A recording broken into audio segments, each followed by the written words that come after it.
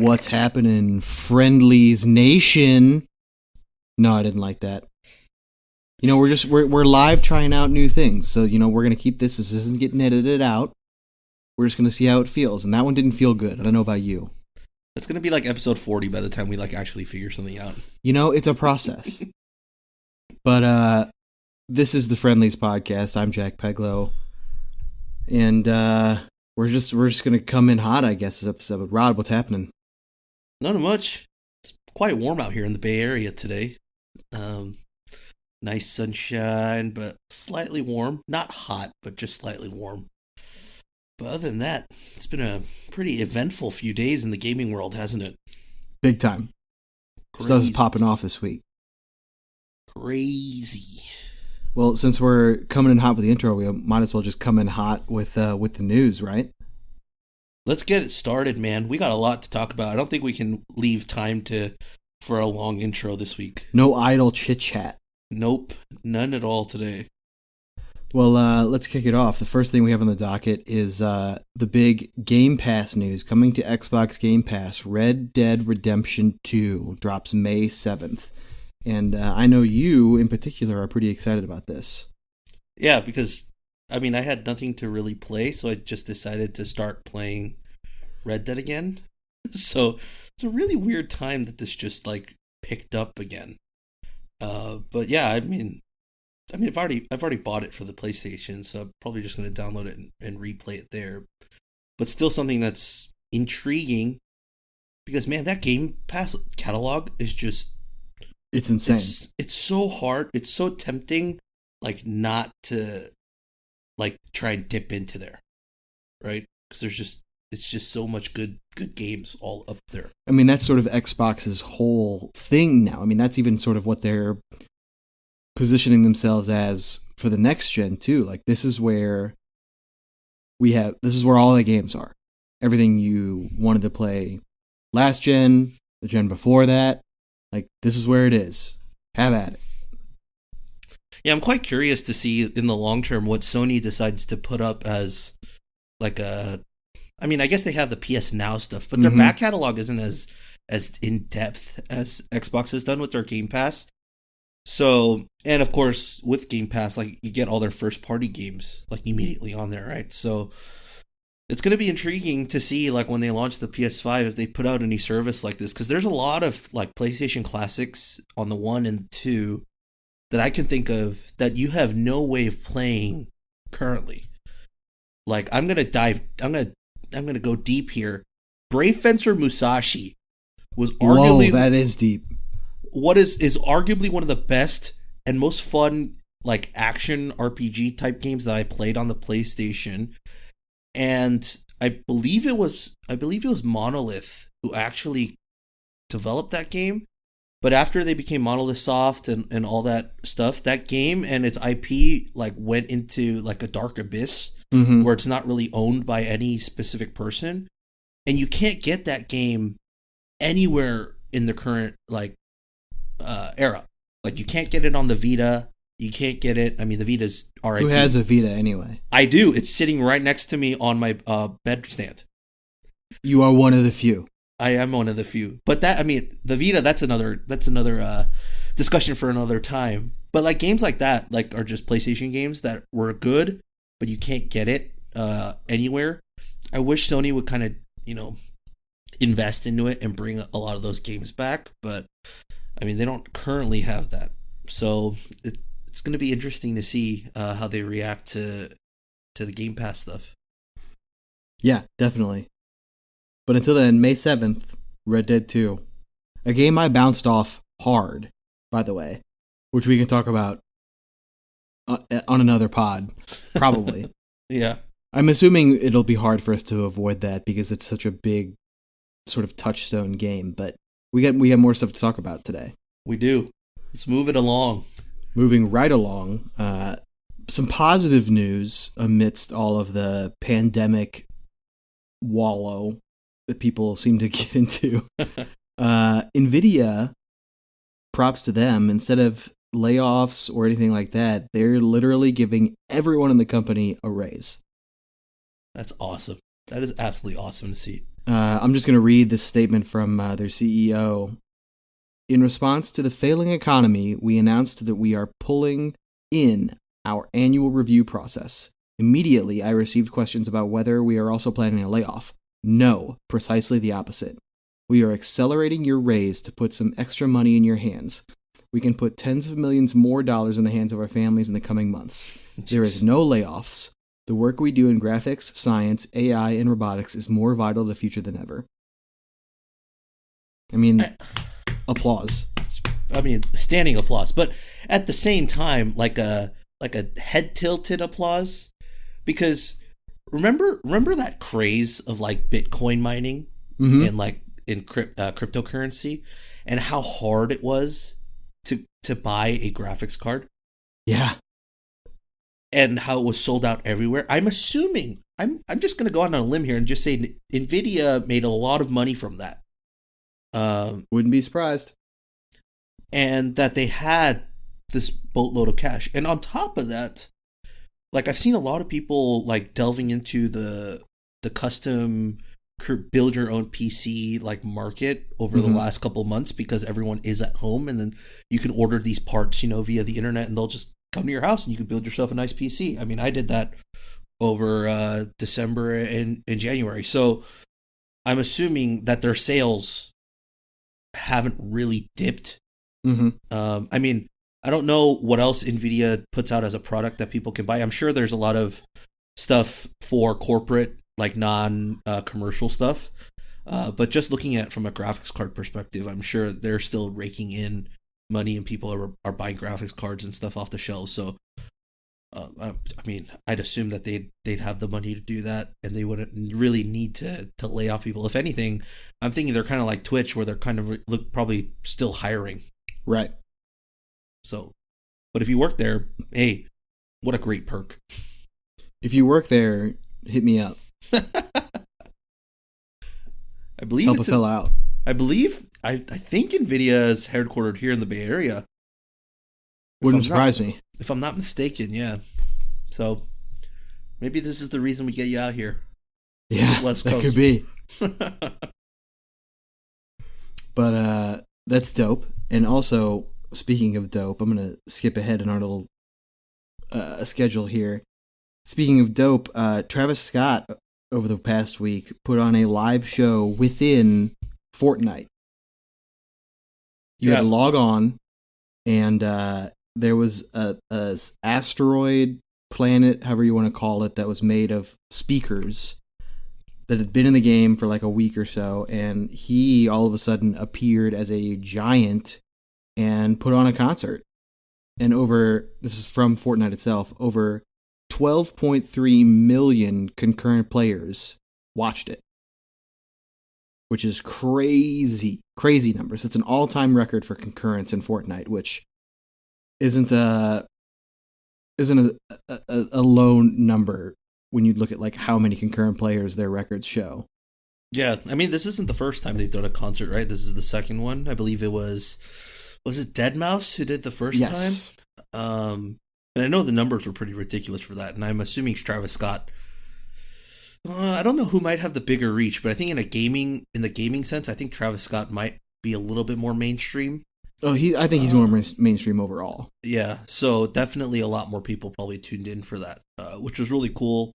I mean, did you watch it?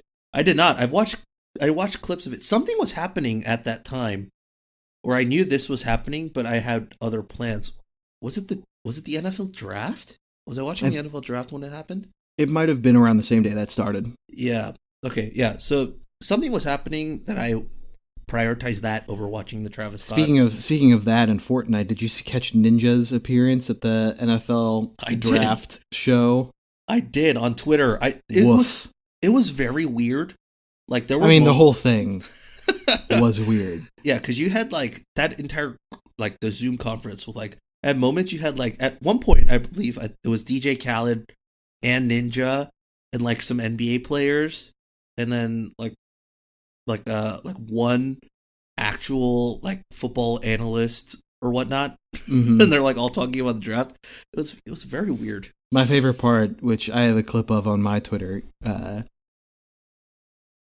Ninja goes to say something and Deion Sanders just completely cuts him off, like not even for a second is there for his take on the Lions draft pick. Prime is not there to mess around, man. He's gonna say what he wants to say and doesn't care who's in his way. He's still pulling down interceptions, man. Exactly. But I think it's super cool. I think it's a great time for them to dip into this even further, because they have so many people playing, and people might not play the game, but they might dip back in just to watch, the show. And then they get hooked back into it too. I mean, if you think about it, it's a free show basically because you can get into Fortnite for free. Yep. Yeah, and I mean, it's just what great marketing. Right. There's no other way to put it. Speaking of marketing or maybe a lack thereof, or just business decisions overall, something kind of big happened right before we pressed record.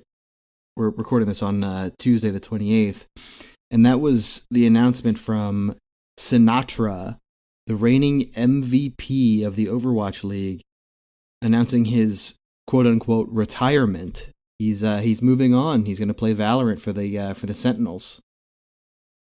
I mean, this came as a shocker. I don't know. I don't follow Overwatch League enough to know if this was, there were whispers of this, or if this was nothing. just nothing. This is out of nowhere. Out of nowhere, yeah. Then even more surprising, it's I've been watching a lot of Valorant streams over the last couple of weeks, particularly the last like 4 days ish, trying to get a beta key. Still haven't gotten it yet, so we'll see if that continues.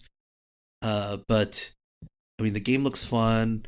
I mean, these guys. I mean, I was telling you right before we started recording, a lot of these pros, they're gamers just like the rest of us. I feel like if you tried playing this game, just a single game for so long, it just gets a little bit stagnant. It gets a little boring. And you want to move on to other things. Like your skill set probably transfers pretty easily over to a game like this. Both being first person shooters and the depends on who you play, but his definitely does. Yeah. So I think he's going to be just fine. I don't know how Valorant's going to do their like pro league or such. But I mean, we talked about it being on ESPN last week, so I'm assuming they're going to invest heavily into getting it onto mainstream media and availability to people anywhere in order to watch these pro games. So if that's the case, I mean, the money pool is going to grow significantly for guys trying to be in it. I mean, it really speaks to sort of a lot of people, myself included, their fears about the Overwatch League. People thought, okay, this is a really cool idea. I think going forward, if it's an esport that maybe has a little bit better base already built, the regional format could be a winner. But I think trying to create one out of thin air is tough, especially for a game like Overwatch that's very polarizing. Yeah.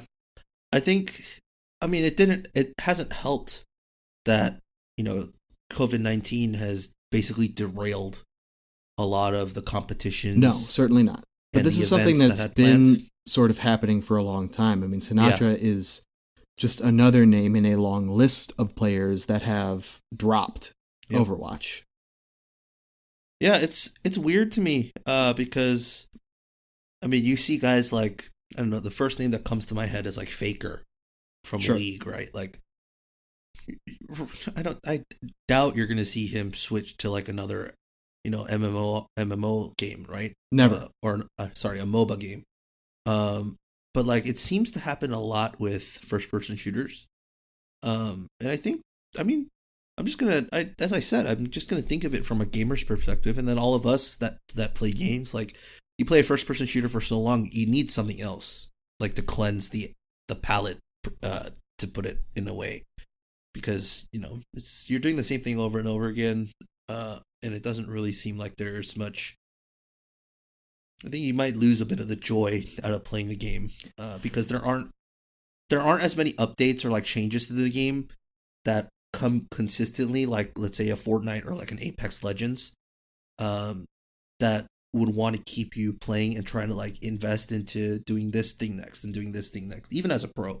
I mean, you say that, but like then you look at like CS:GO that's been around since 2012, and I mean it's still going strong, and people have built careers as CS:GO professionals, and they're not going anywhere. Yeah, you're right about that. Yeah, it's a weird like lay of the land right now, and I mean definitely something intriguing to watch to see if there's any other pros that follow suit. I mean, this is the same. I mean, to bring in a sports analogy, like you see all these players, all these 5-star athletes that are coming out of high school now decommitting from their universities and joining the G League, right? Right. There's that UCLA kid who just decommitted today to join one of the G League teams, and then you had two other guys, I think, did that a few weeks ago or last month. So it's that trend of like what you expected them to do, but then they're finding their own ways and doing it. It's now up to the league to figure out a way of, in the game too, of how to keep the best athletes within their sport. I just don't know what that plan would be for games like this. I think the issue for the Overwatch League is that the league itself, I think, has good ideas, and I think the way it's set up is smart. I think the issue is that in order for that league to have the longevity that we're talking about, like compared to like CS:GO or something similar, the game needs to keep people around. And since it has since it cooled off after its initial explosion, I mean, Overwatch has sort of just been bleeding players. Yeah, I think they actually made the announcement for Overwatch 2 at the perfect time. I think that will probably help. I think a lack of having, just a first person, like a single player experience, turned away a lot of potential gamers to the game, at least from my perspective of guys who play, either on the PlayStation or even on the PC. I know a lot of guys that dip into the multiplayer aspect of it after they've dipped into the single player campaign, like for COD or whatnot. Sure. So, I think you do that and you build your pool up, right? There's no, and then when you drop Overwatch 2, like let's say make Overwatch the original free. Just you got to take some cues from how like sports do it with like the minor league teams, or like playing Pee Wee League, things like that, just to get you build your pool of guys that are playing the game beyond just like selling the game, like creating like a Division 2, creating like a an amateur league, like things like that. I think increases the pool of people that would want to compete, increases the pool that pros can pick from, and you're just cultivating more talent and more guys to have on these rosters. But yeah, I'm definitely interested to see if any Overwatch League players follow suit. Wouldn't surprise me. Yeah, I mean Sinatra's a big one. He's the biggest. Yeah, it's crazy. He's been on like Leno. He's been on all the late night shows. He's the reigning MVP. I mean, they're still working on putting out his MVP skin for people. Yeah, I'm confused as to like how or not confused, but I'm curious as to how the conversations went behind the scenes with like not only the SF Shock, but like with, let's say, the NRG. Overwatch League. Yeah. With, just the investors trying to see if, hey, maybe if we raise, salary, like he'll be willing to stick around. just what those internal conversations was like, or if he was just dead set on moving to Valorant to begin with. Yeah. To be a fly on the wall. Yep. Crazy. It'll be interesting to see, like you said, how this plays out. But until then, all we can do is wait and watch. Yeah. But speaking of big news, let's get into our rounds. Let's get into round one, baby. First round. Round one. Some of the biggest news of the week has been a lot of leaks from a lot of games, but the big ones so far have been the leaks from the Sony exclusive studios. So I think the way we should handle this is sort of you ever heard of a compliment sandwich? Yeah. Where you give someone a compliment and then you nag and then you end with a compliment. Well, let's do like a news sandwich where we have good news, bad news, good news. Yeah, I'm good with that. The good news that we'll start out with is that one of my absolute favorite games of all time in my top 10. I love it. Let's just leave it at that. Horizon Zero Dawn. The rumors are starting to swirl that Horizon Zero Dawn 2 and possibly Horizon Zero Dawn 3 are in the works. Now, if you look at what's happening, Guerrilla Games, the studio behind Horizon Zero Dawn, has started hiring workers for an open world quote-unquote game. This comes from VGC, Video Game Chronicle. They're hiring a senior game writer to pitch compelling ideas for quests, factions, and backstories, write quest dialogue, systemic dialogue, story outlines, and faction documents, develop narrative designs for quests, gameplay activities, and game features, and support teams in studio with their narrative needs while advocating for the game's emotional arc. Open world game, Guerrilla Games. I mean, that's Horizon Zero Dawn 2. Yeah, I'm actually going to take that a step further, and I'm going to say, how many years has it been since Horizon Zero Dawn came out? The first, when it actually released? It's about 3-4 years now? It was the big year. What was that, 2017? Yeah, 2017. So it's about 3 years now, right? I'm going to go out on a limb here with no information whatsoever and say that this is for Horizon Zero Dawn 3 or for DLC post Horizon Zero Dawn 2. Because there's no way that with how big of a hit they created after being mediocre with the Killzone games, that Guerrilla Games didn't immediately start working on Horizon Zero Dawn 2. Right? Well, a separate report from VGC would back you up in that assumption, because they spoke to some unnamed sources that said this is not only work that's being done on Horizon Zero Dawn 2, but a trilogy is already in the works. Right. It makes perfect sense they've already started on Horizon Zero Dawn 2. They're already looking ahead to number 3 or for post-game DLC, and they're needing writers to start formulating the ideas for said projects. There's no way that they haven't already figured out the narrative arc of what they want Horizon Zero Dawn 2 to be.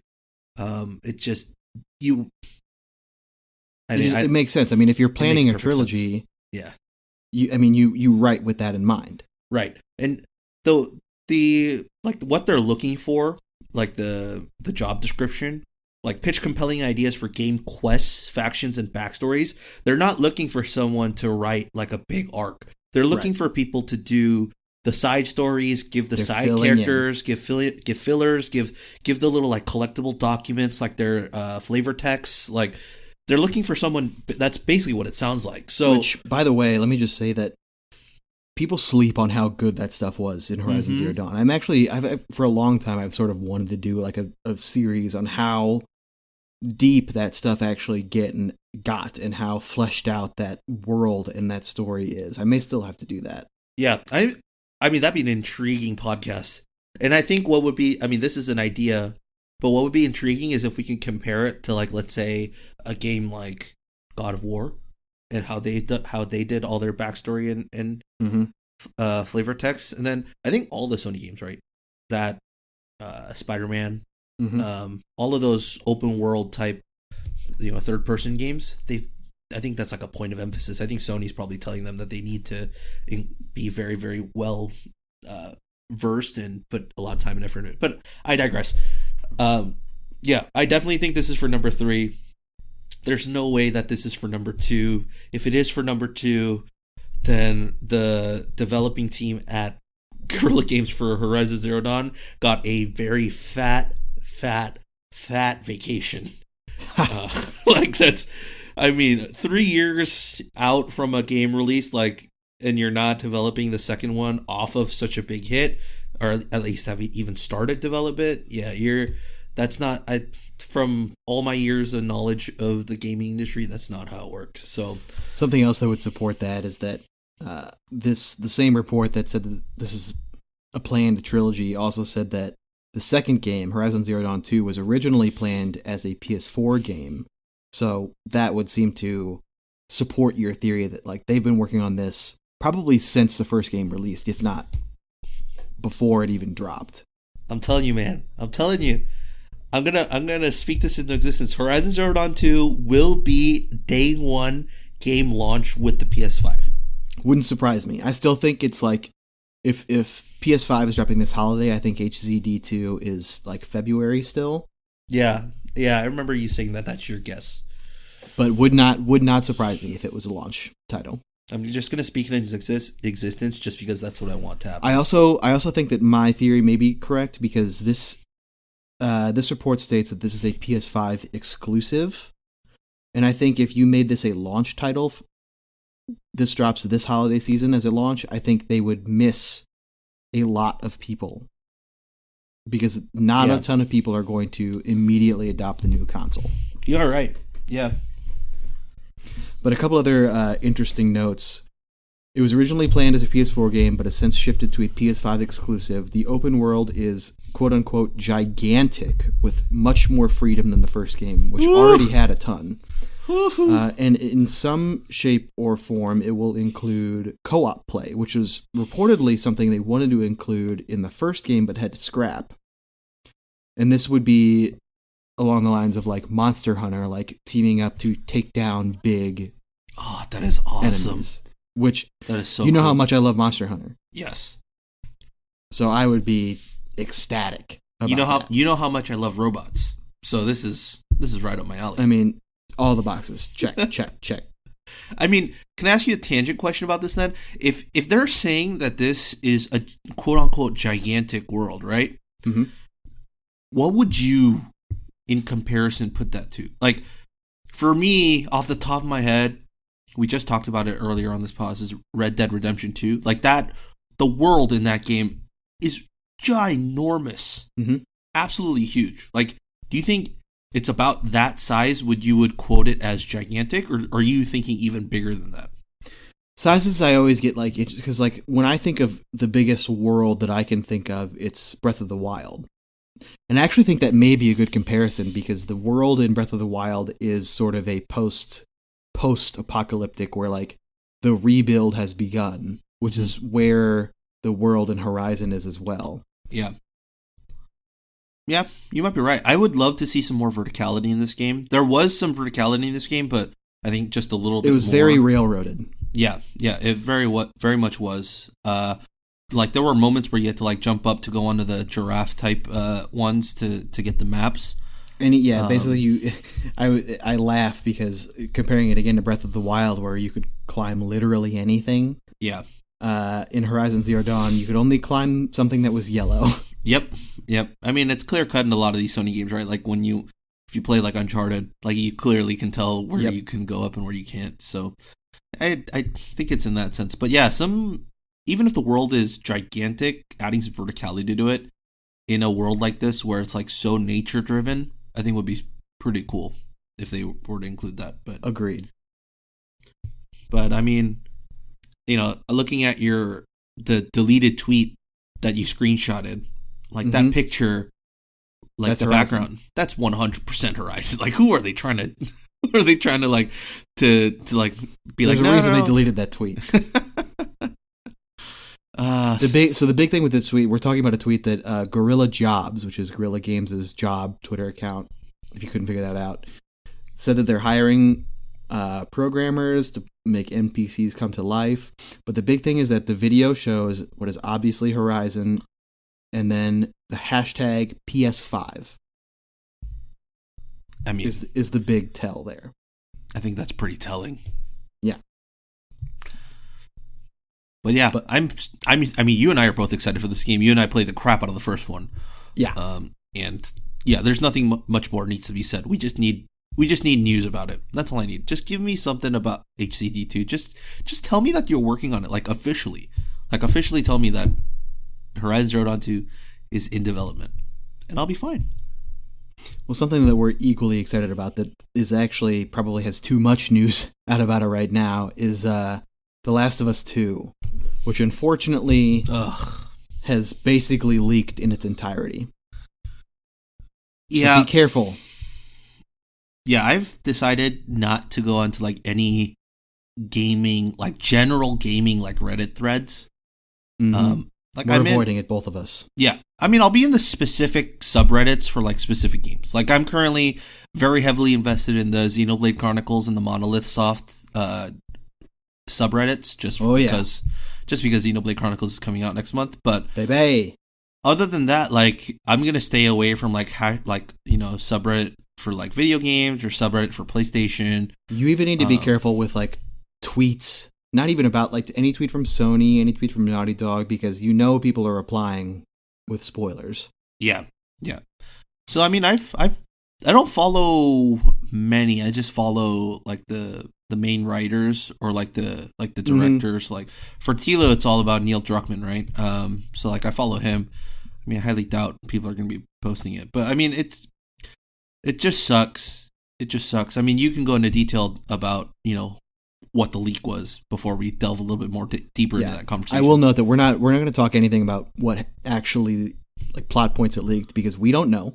Yeah, we haven't read it, and we wouldn't do that. But what really sucks is not only was it leaked, but it seems to have been leaked by a disgruntled Naughty Dog employee who, if reports are to be believed, leaked it because they were unhappy with how the plot handled some of the enemy factions in the game. That is disappointing. And I don't really think this is sort of a spoiler because this has been in some of the trailers. They were particularly unhappy with how Christians were handled in the game, and that's as deep as we'll go.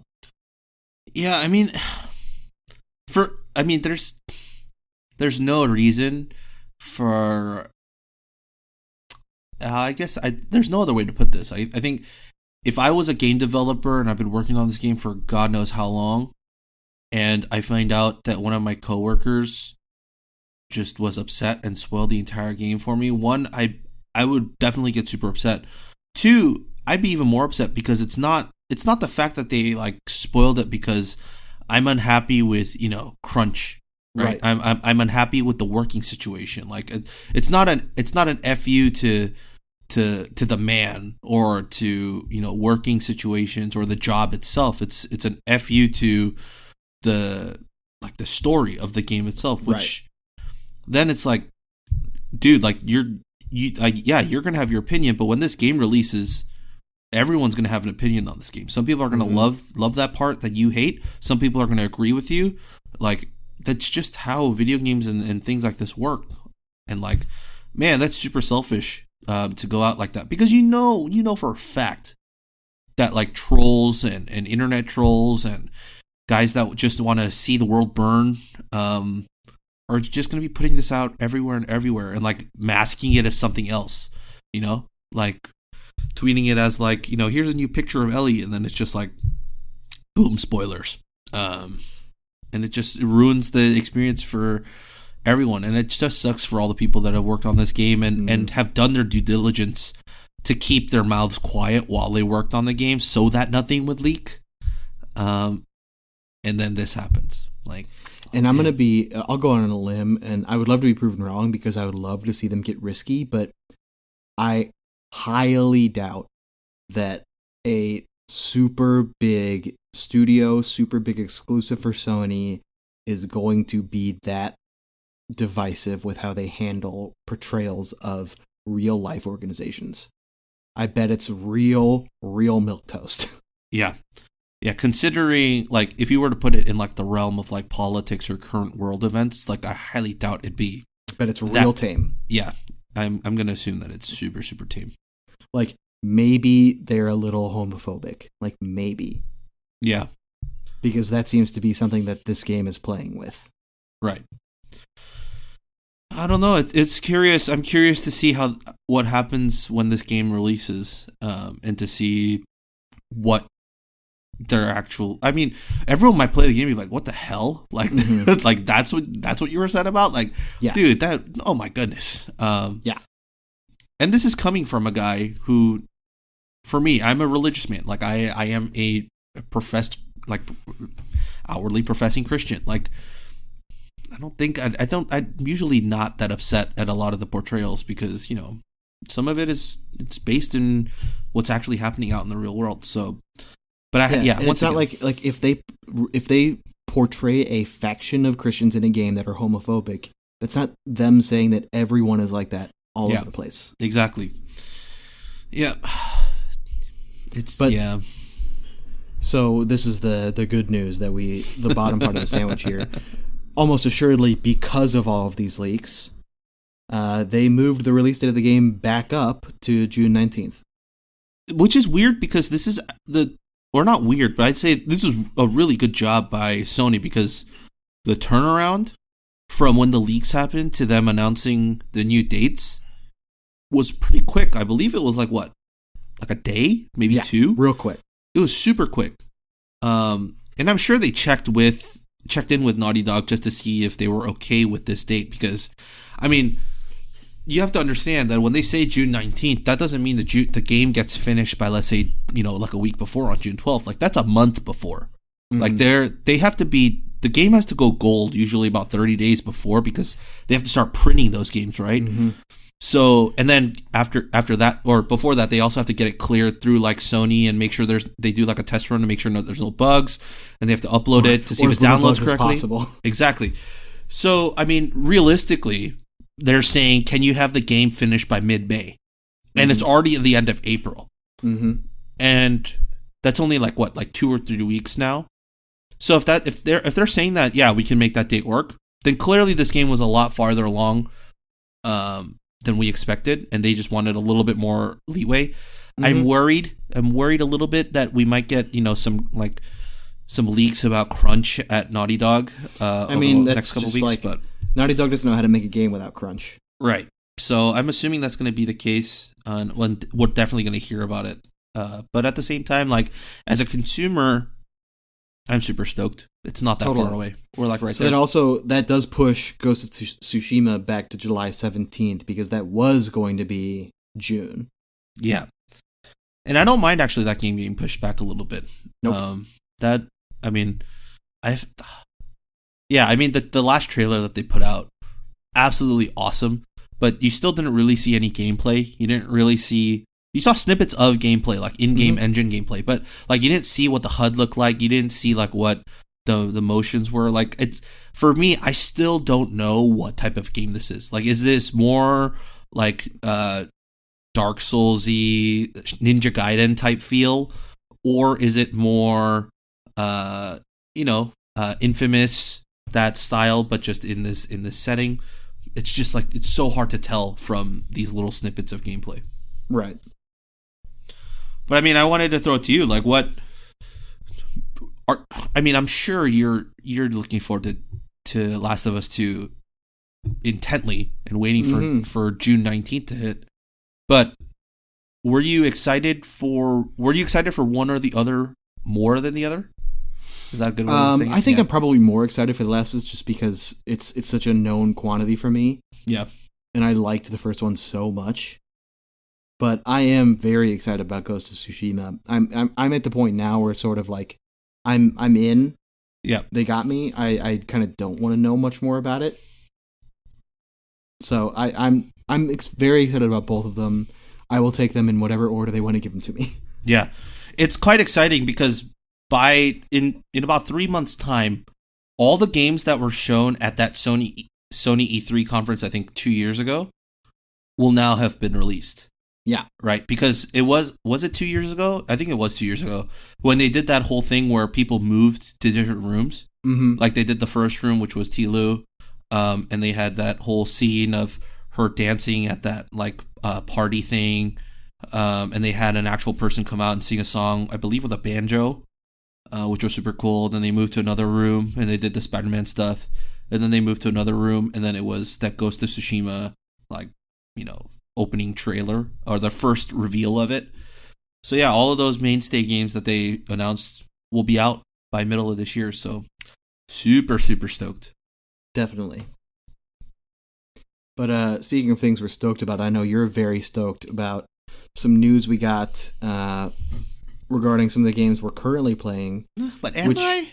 Which moves us right on to round 2. Let's start off with what you're pumped about, because I know you're chomping at the bit to talk about Final Fantasy VII. I actually don't know if I'm stoked about this. Really? I actually don't know. It purely depends on what they actually decide to do. But for those who aren't in the know, basically what happened is director, I believe it's Tetsuya Nomura, was in an interview from the Japanese Ultimania book, and was quoted with a bunch of these quotes from questions, and they translated it. I'll read you a little part from Video Games Chronicles. In the book, Nomura is quoted as saying that if we divide the story into large parts, it'll take longer to make. If we divide it into more detailed, smaller sections, then developing it will be faster. I hope to release the next one ASAP. Also speaking in the Ultimania book, producer Yoshinori Kitase reportedly said that the FF7R team has a general idea of how the game's story will play out across each episode, following a cliffhanger ending to the first game.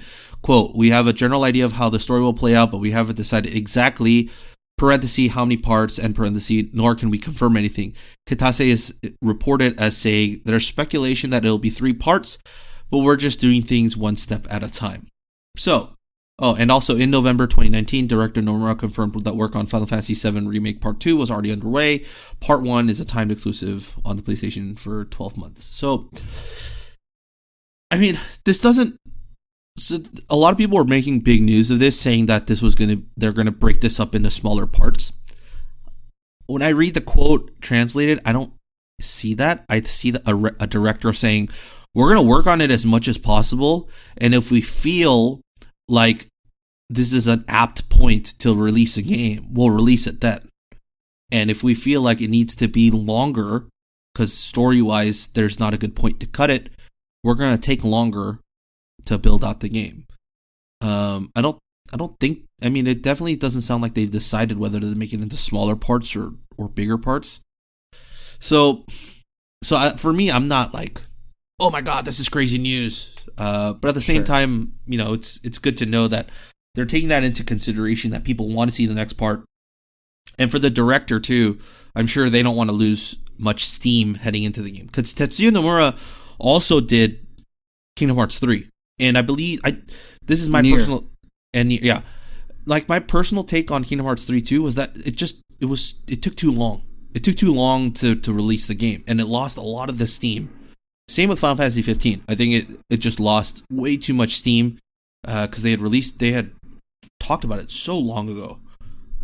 And so, yeah, hopefully they have most of the story, you know, the engine, the characters, everything pretty much all made. They just need to create the worlds and the voice acting and start plugging in and creating the quests and stuff like that. So, I mean, I hope they release the next one, like if I want to be selfish, because I want to play the next part. But at the same time, like if they wanted to take some time and create like a longer story arc for the second part, you know, to create a right place to cut it, like I'm not going to be upset with them about that. So I'm not reading too much into this. I think they've covered all their bases, right? They're saying that if we come out in shorter parts, that just means we found a right place to cut it, and we wanted to get the game out to you faster. If the game takes longer in development, then they're basically saying we couldn't find a right place to cut it from the story. We also wanted to make it a better experience for you, so we're just going to take a little bit longer to create part 2. Either way, they're dead set on creating this game in a brand new way, and I'm all for it. I love it. But we're also getting news about updates for a game that both of us are playing and Yoo-hoo. enjoying quite a bit, which is Animal Crossing. There was an interview with the directors that they not let slip. They basically just sort of confirmed that they have at least 2 or 3 more years of updates already planned or already being worked on, which is sort of par for the course. I mean, a lot of the Animal Crossings had a lot of support throughout the years, but it's good to sort of get that confirmation. Can I ask you this, since you're a big fan of the game, and there's another game that also constantly comes out with updates that you also play as well. If you're a game developer and you're thinking of a roadmap for the game for, let's say, 2 or 3 years, right, in terms of content, you think it's easier to develop content for a game like this or a game like Destiny? Like planning wise for like a 2-3 year roadmap. I mean, Destiny is so involved and there's so many moving parts with that. I feel like that's definitely the more difficult challenge. But with game development, I mean, you never know. Complications happen. Yep. All the time. I mean, because my thought process is it's easier and harder at the same time for Animal Crossing, because it's easier because you can create however many festivals and stuff like that as much as you want. I think the harder part comes in is creating enough new content and new like things for people to build or buy, right? And the diversity of that, so that people stay invested in it, right? Right. Like you know, you can't just trot out the same thing over and over again. Exactly. Like what we were saying, like, you know, we had the Egg Festival just last month or earlier this month.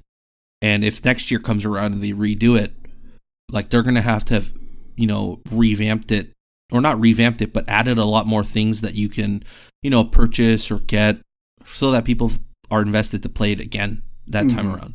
So I think that's the harder part. But I feel like, yeah, creating a roadmap for 2-3 years of content for Animal Crossing, I think would be so much easier. Totally. One last thing we have about games we're currently playing, getting updates. I've dabbled in it a bit. I haven't really dove all the way in, but Granblue Fantasy Versus, a very good fighting game, just added a new fighter, Zoe. And I know you sort of follow Granblue. I do. Dragon Lady, are you a fan? I mean, why not? Why not add more characters with weird, like, parts, like, to her, like, moveset? She looks super fun. Yeah. Once you put this in, I actually did go to YouTube and watch a little bit. And yeah, this is exciting because, I mean, I first started getting into Granblue because of the anime version, but originally it's like a mobile game that's like super popular. Like omega popular. Yeah, ridiculously. So, like I'm fully invested in all of the characters. A fighting game, not as much, because I've never been able to pick up fighting games to the point where I enjoyed them. I'll dabble and play in them, but you know, but I never got to the point where I was like heavily investing into it. So it's fun to like see, and I'm curious to see if there's any other characters later on that I know of that I would love to see in this, and maybe that's what draws me in to play this game. But for right now, like, the character list is great. I know you're having a lot of fun, like, with the actual mechanics of the game. So totally. I mean, can I ask for some of your thoughts on the game itself, and how long has it been since the game's been released that they're already releasing a new DLC character? This isn't even the first DLC character. This is, I think, the 3rd or 4th. Wow. The game is a ton of fun. It's also a lot of fun to watch for me. It's very fast. The supers build quick. Yeah. But I mean, it just makes me excited. They keep adding new stuff, which keeps the game fresh, and it's still super new. So adding new things just keeps upending the meta. It's exciting to watch, even though no one can really compete in person. Yeah, the thing with this game too is that, at least from my perspective, they are using a lot of the character models that they use in the anime itself.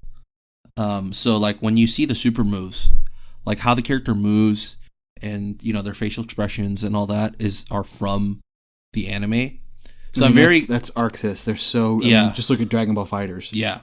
So I'm very curious because a lot of these characters that they've put out in the game aren't actually in the anime. They're only in the like original mobile game, and now in this fighting game. So I'm curious to see if that'll translate back into the anime if they decide to go to season 3. Sure. And yeah, because some of these characters are super cool, and I'm curious because I don't know the real like in-depth lore behind it. So I'm curious to see if a lot of these characters carry over well, like as anime characters. It'll be interesting to find out.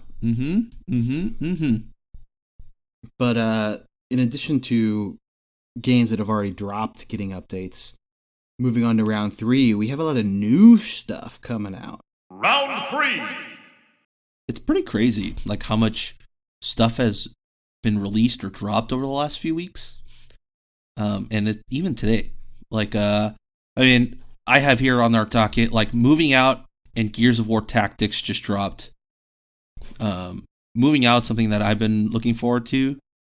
Granted, you can't really play it right now because it's more of a couch co-op game, and you can't really have friends over right now. So, but I mean, I saw this game when when they first announced it. It looks super fun. You basically are a moving company, and you just need to get stuff onto a moving truck, and the scenarios are just hilarious. It's like have you ever played what's it? Oh, geez, that game is blanking me. Anyways, it's a physics engine that makes you like feel more like a blob. Like you need to click certain buttons to like, grasp items, and you need to like click them both to like grasp them with both hands. And you can like throw items too. So like there's one of the missions is like you're like moving out of an apartment, and you need to get your sofa out. There's like you need to be like really clear cut if you want to get through the door, but you and your friend could throw it out the window onto the bus if you really wanted to. Sure. And you do that method. And there's also scenarios where you're like moving from a bus to another bus, like a truck to another truck. So it's very Overcooked like, but the Moving Out version with a very, very, very, very precise at the same time fun physics engine. So definitely something that I'm gonna be playing. I'll purchase at some point, but mostly for couch co-op reasons. And then Gears of War Tactics, like I've seen some of the scores somewhere usually around an 8. I've seen Tactics game looks great. I'm interested in playing it, but I probably won't play it until it actually releases on the Xbox. Right now, it's only PC out for the PC. So yeah, I'm curious to play like another version of Gears. It kind of feels like what Halo did when they did like Halo Wars, which I actually really liked, but it didn't have a huge base. It did not. It was cool, the concept that they brought into it, and I wish they had developed it a little bit further. But I think that's the kind of thing with Gears. Like they have Gears War Tactics, and they also have that cell phone or that app game where it's kind of like the Funko Pop game. Yeah, like the Clash Royale type where you put in characters. So they're doing a lot with it. They're kind of trying to make it into that mainstay. So I'm curious to see how this game plays out, and if they decide to go more routes. But those are 2 releases. Something got announced though that I know you're excited to talk about, and that's WWE Battlegrounds. Yeah, this was a very weird one too, because 2K announced that they're not making WWE 2K21. And like they announced that it's scrapped, right? I never got into those games. I think the last WWE game I played was on the N64. I actually don't even think it was an WWE game. I think it was actually WCW versus NWO. Was it NWO? Yeah, I think it's NWO. But then they announced WWE Battlegrounds, I think yesterday. And if you haven't watched the trailer, please go watch it. It's like NFL Street or NBA Street, but the WWE version. Like there's a clip of one of the wrestlers like tossing another wrestler out of the ring, and an alligator, like it's in the ring is in the middle of a swamp, and an alligator jumps up and it opens its mouth to like catch the wrestler that's being thrown out of the ring, and then just cuts to another scene. So it is like ultra arcade. Yeah, super arcadey. Like you're gonna have so much fun with that with friends. And they said, I think that said fall or winter 2020. So I'm super stoked about those types of arcade games. Those types of arcade games are just always fun. Like Yeah. I always get into like some funk of like playing NBA Jam for like a month out of the year on my phone for just no reason. Just because I just want to hear the guy say he's on fire. Right. It's good, clean fun. Good, clean fun. But in addition to the releases and the announcements, there's a lot of current titles that have already been dropped that are going on big sales. People trying to capitalize on this captive audience. Mm-hmm. You have some links down. There's PS4 sales, and there's even the extremely rare discount on first-party Nintendo games. Yeah. I mean, I'll just run you through what GameSpot wrote up. I mean, the first thing from GameSpot is that they say the Switch Lights are available at Best Buy. Turquoise yellow and the gray Switch Lite models are in stock. So if you're looking for one, you can go get it. But at the same time, Google Shopping, all fulfilled by Target, will arrive at your doorstep in 4 to 10 days with free shipping. A lot of Nintendo games are on sale. Breath of the Wild is down to $49.49. Super Mario Odyssey, Splatoon 2 are $50. Mario Tennis is $48. Pokemon Let's Go Eevee is $49. And then Mario Party is also $50. Like, overall, they're about $10 savings on each game. Not bad at all.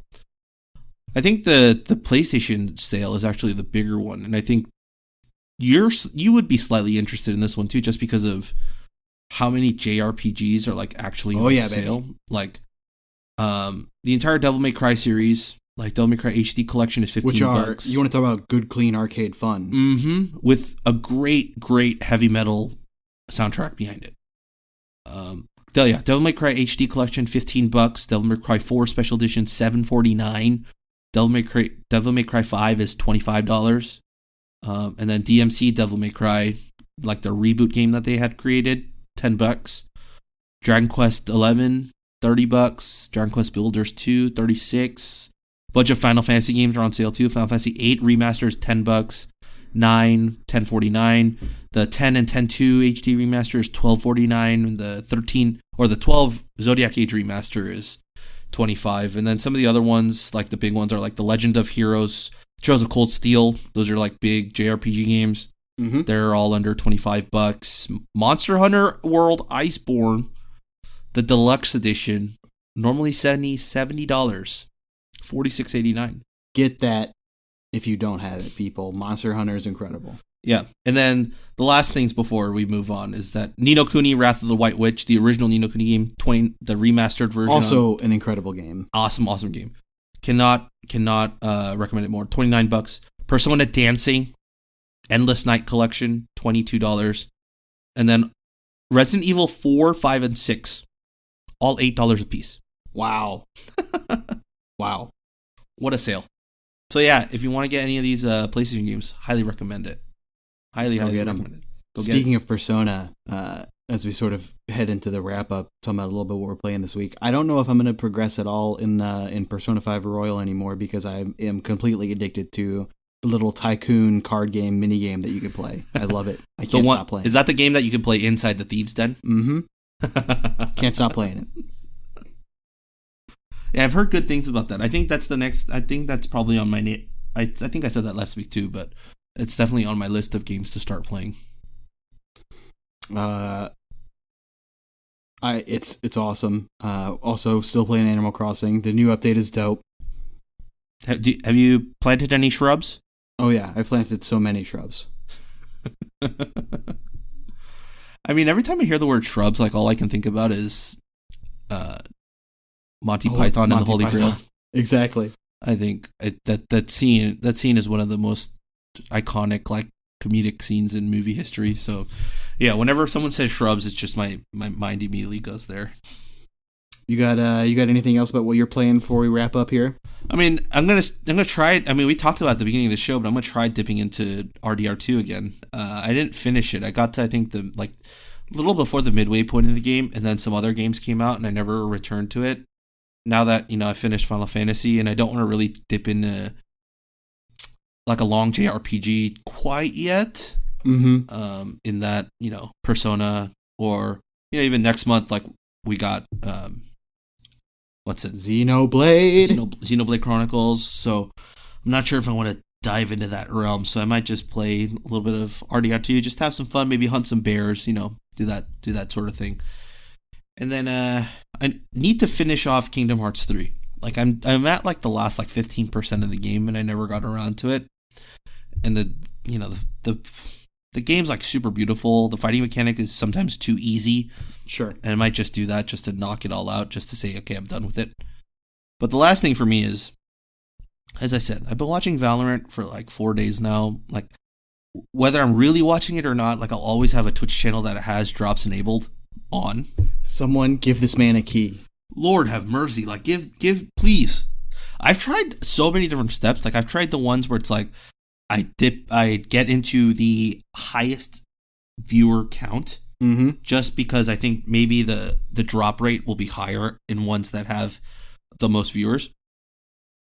I've also watched ones where it's like the viewers are like less than 1,000, because maybe your odds are probably better in that sense, even though the drop rate, the drop rate is super low. I'm trying it all, still haven't gotten it. So I don't know if you're listening to this, Rag Games or Twitch, but they definitely are. I'd love a code, sir. I'm like Oliver Twist out here. Please, sir, can I have a code? Can I have a code? Just one beta code.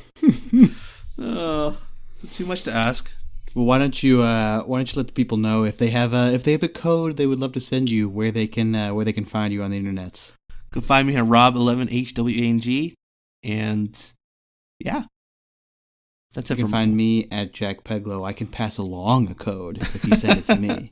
We also have Rob is more deserving than I. We also have an email that you can reach us out to and send us a code that way, which is friendliespodcast@gmail.com. You can also find us on Twitter at friendliespod.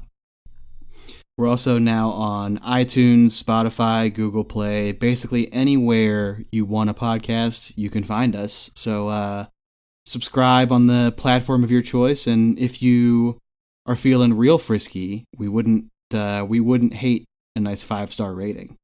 Yeah, I mean, if you're listening to this right now, I'm sure you've already found us. So right, hopefully you hit that subscribe button. Smash that sub. Like, follow, comment, share, retweet, quote tweet, all the above. Everything that people do to share social media these days. And we'll keep putting out this hot content you come here for. But until next week, that'll about do it for us. I'm Jack Peglow. I'm Rob Wong. Thanks for stopping by. Deuces.